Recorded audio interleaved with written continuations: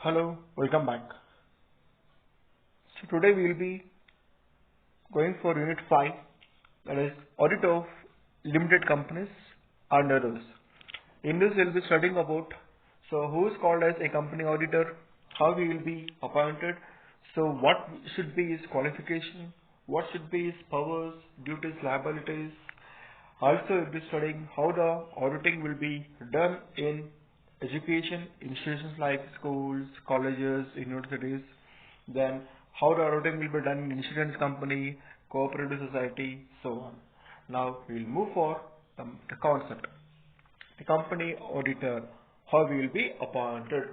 So before knowing how the auditor will be appointed, let us know who is called as the company auditor.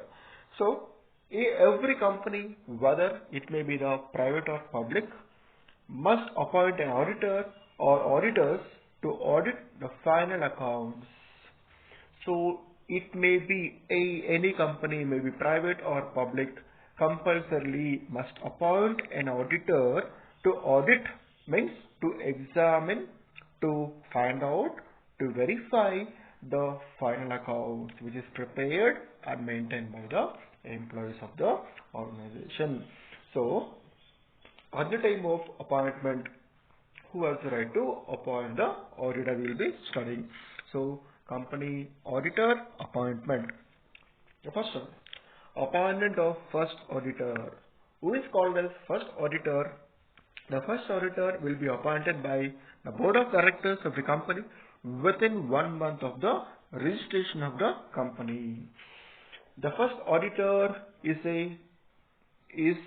of the new company which is appointed by board of directors. So within 1 month of registration of the company. So such auditor is called as a first auditor. So as soon as the company get registers, so within 1 month the company should appoint the first auditor to examine that first year's financial accounts. He is called as a first auditor. Second one, appointment of subsequent auditors. That means, appointed after the first auditor every year at every annual general meeting by the shareholders. So what the shareholders will do every year, once the first year auditing is done, from the second year, once the auditor is appointed, then is called a subsequent auditor. That is one after another. Second year, third year, fourth year, fifth year, he'll be appointing. That auditor is called a subsequent auditor. So he will be appointed in every annual general meeting by the shareholder. So he'll be appointed in the annual general meeting for the audit for the next year, to do the audit for the next upcoming year, maybe second year, third year, fourth year, so on. Next third one is, once the subsequent auditor has been appointed to verify the accounts of the next years, so the auditor can be appointed by the central government.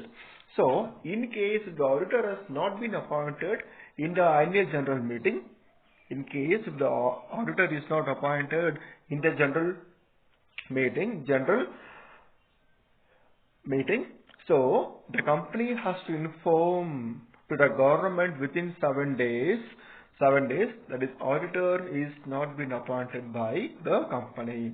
So at that time, the government will take the initiative. The government only will appoint the auditor in the annual general meeting. So in case if the auditor is not appointed by the company should inform within 7 days.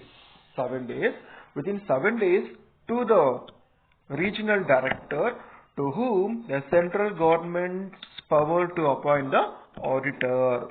So at that situation, the government can appoint the auditor of the company. That will be purely taken care by the government. So appoint in case of casual vacancy. In case it is caused by resignation of existing auditor and is appointed by board of directors.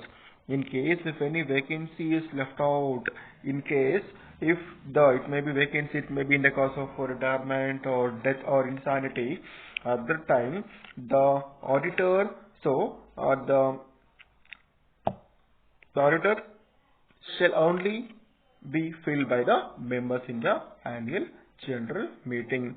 So at that time the auditor, the company can appoint the person to fill the vacancy for the particular period of time. So which is appointed by the board of directors, again in case of death or insolvency of the auditor. Next one is, so again next, how the company auditor may be appointed. So appointment by a special resolution. So what is this special resolution is? The board of directors will appoint an auditor by passing the special resolution in the annual general meeting. So in case of company in which, so what happens here in this case, so when the auditor is at the time of appointing the auditor, all the 75% of the members should agree for the resolution, as we can appoint this auditor. So only then the auditor will be appointed by passing the special resolution in the board annual general meeting. So the resolution is in the form of writing. So the company should take all the members' opinion, shareholders or board of directors at the time of opening, at the time of appointing the auditor. So here one condition is, so out of 100%, 75% members should agree. So only should agree, only then the auditor will be appointed as the auditor in the company. Next, appointment in place of retiring auditor. In case the auditor is getting retired, this appointment takes place at the event of the auditor's retirement. In case if it is retirement, so immediately the board of members should take the measures to reappoint the director for in the respective retirement of that claims. In appointment of audit committee, if the audit committee is constituted, that is a group of members constituted, all the appointments of the auditor shall be made after the consideration their recommendation.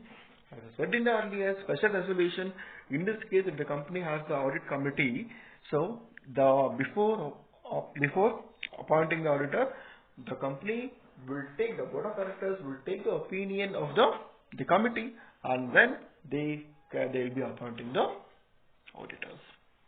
This is regarding with the appointment of the auditor, how we will be appointed in different situations. Now we will see qualification of an auditor.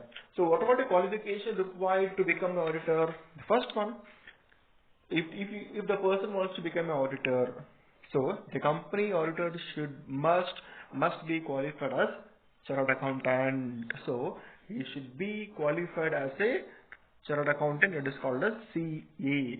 And second one, the chartered accountant is a person who is called a chartered accountant. Is a person who is a member of the Institute of Chartered Accounts of India, ICAI. So once he has done with this, once he has qualified with this qualification, that is CA, so the certificate will be given by ICAI, that is Institute of Chartered Accountant of India.